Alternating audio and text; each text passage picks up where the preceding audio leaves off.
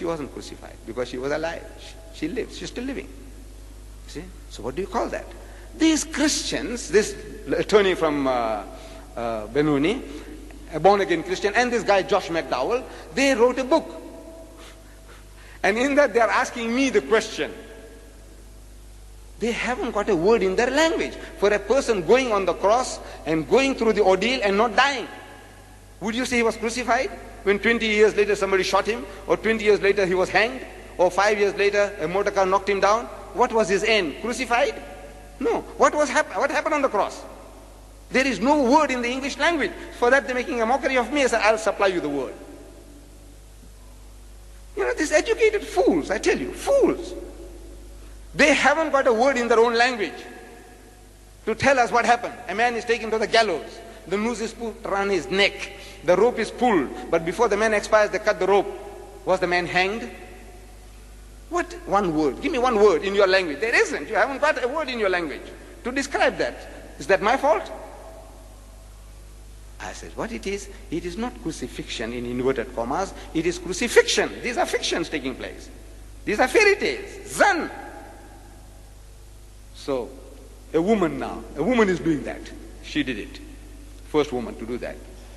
The crucifixion, some shown live on television, they show them alive on television, have now become the climax of Easter week in the Philippines. In some cases, they attract thousands of visitors to provincial towns where the atmosphere is a blend of carnival and deep mourning.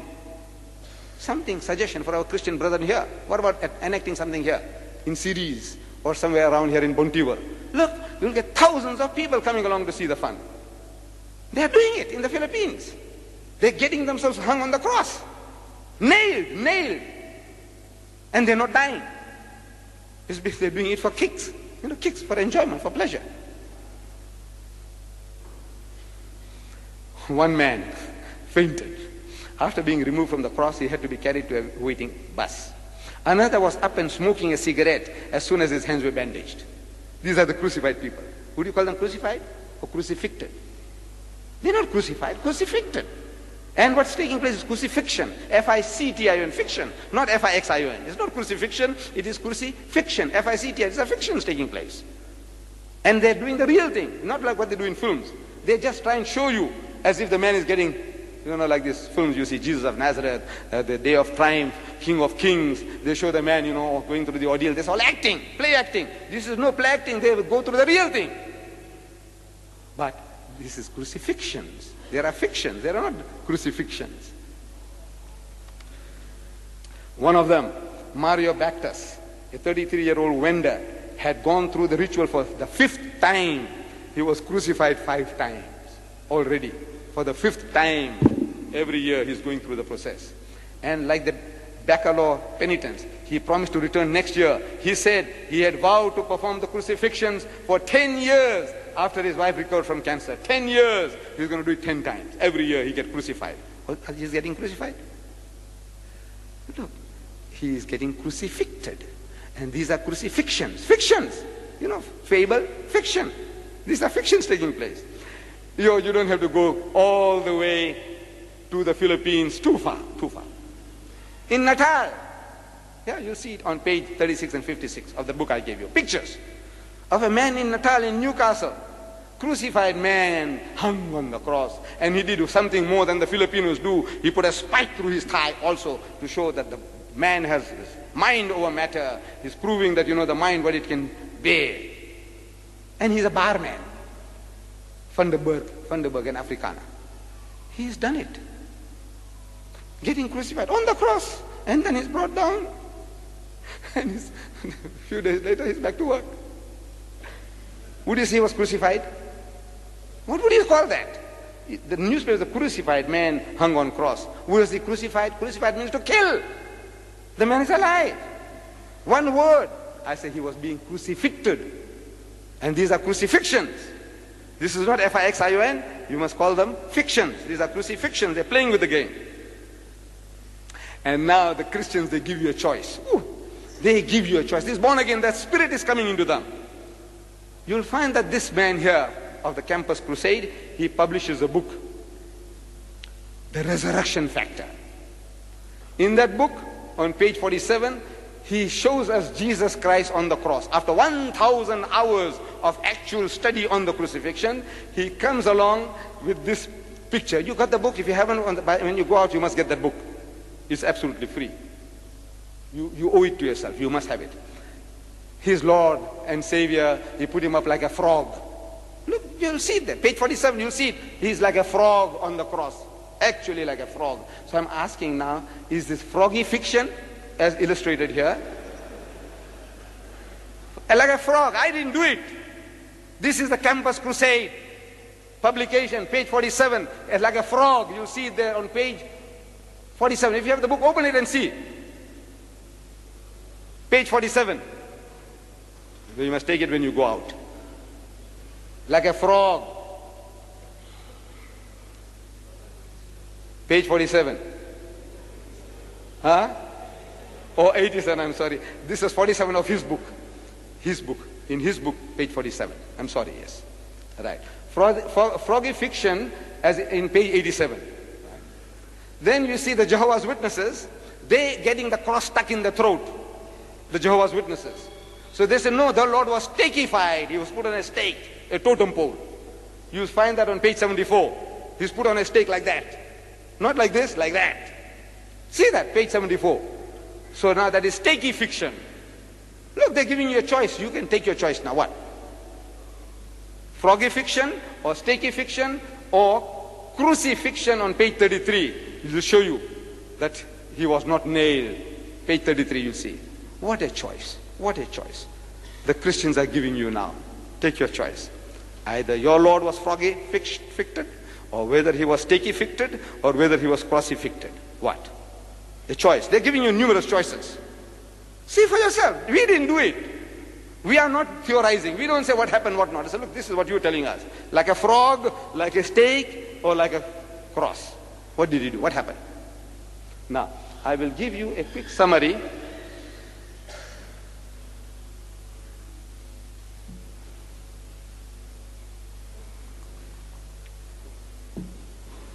I give you a quick summary.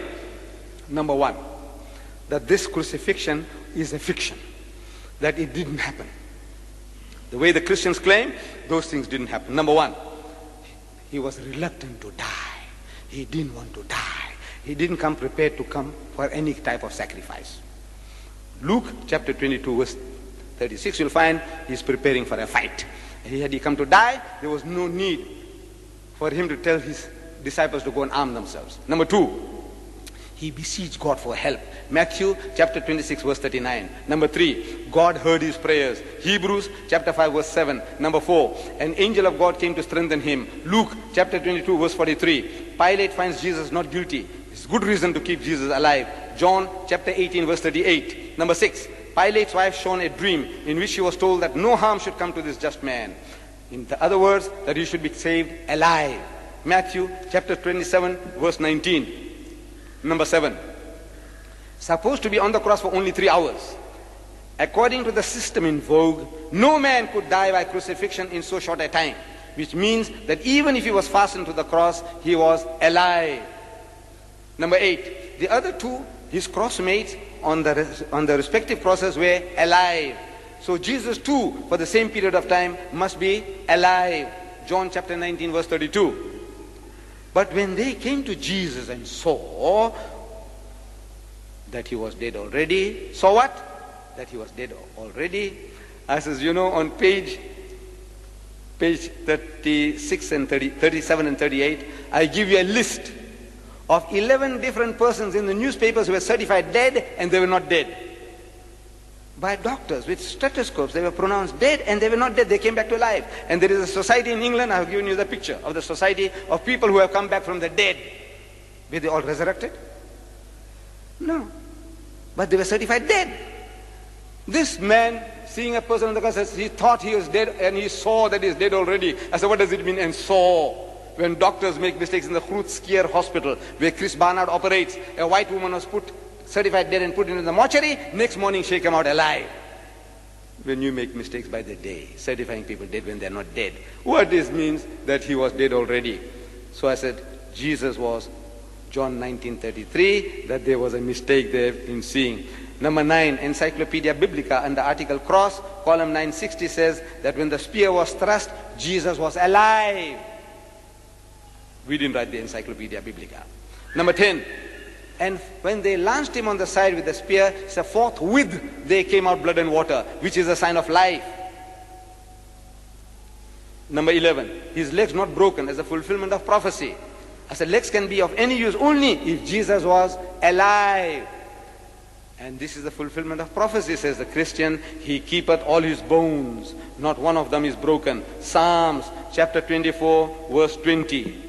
Number 12, there was a thunderstorm, earthquake and darkening of the sun, all within 3 hours. To disperse the sadistic mob, to enable his secret disciples to help keep him alive. Number 13, the Jews doubted his death. They suspected that he had escaped death on the cross, that he was alive. And now the next day, they go to Pilate, the chief priests and Pharisees come together into Pilate saying, "Sir, we remember so-and-so, and we don't want to make another mistake like we had made in the first, that the last error shall be worse than the first error." What was the first error they made? You know what? They allowed the body to come down without breaking his legs. Now they want to make doubly sure, but they missed the bus. The Jews missed the bus. You know, last night, there was in the Argus that they didn't miss the bus. In Palestine, you know, in 25 seconds, they killed 3 Arabs, and who were out to do some terrorist business, they killed 3. They didn't miss the bus there. But here, in the Bible, Matthew chapter 27, verses 62 to 64, they missed the bus. Because the next day they go along to make the sepulchre secure. Next day, after the horse has bolted, you go and lock the gate. There's something wrong with you. The Bible says next day. Pilate, number 14, Pilate marvels to hear that Jesus was dead. So Pilate marveled if he were already dead. And calling to him the centurion, he asked him whether he had been any while dead. Mark chapter 15, verse 44. You only marvel if you know the thing that they're talking didn't happen. If you take a man to a firing squad and you put 6 bullets through him, and if he dies, there's nothing to marvel. But if he didn't die, you marvel. Now Pilate marvels that, look, no man can die within 3 hours. In other words, according to his experience, the man is alive. Number 15, big roomy chamber, close at hand and big and airy, for willing hands to come to the rescue. Providence was out to keep Jesus alive. Number 16, stone and winding sheets had to be removed, only necessary if Jesus was alive. John chapter 20 verse 1. Number 17, report on the winding sheets. German scientists who carried out experiments on the Shroud of Turin said that the heart of Jesus had not stopped functioning, that he was alive. Number 18, he was ever in disguise. Disguise not necessary if Jesus was resurrected, only necessary if he was alive. John chapter 21 verse 4. Number 19, he forbade Mary Magdalene to touch him. Touch me not, for this reason that it would hurt, because he was alive. John chapter 20 verse 17.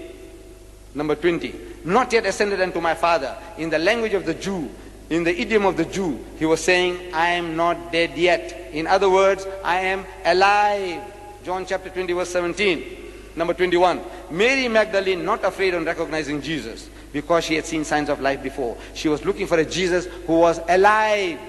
John chapter 20 verse 16. Number 22, his disciples petrified on seeing Jesus in the upper room. All the knowledge about the crucifixion was from hearsay. Therefore, they could not believe that Jesus was alive.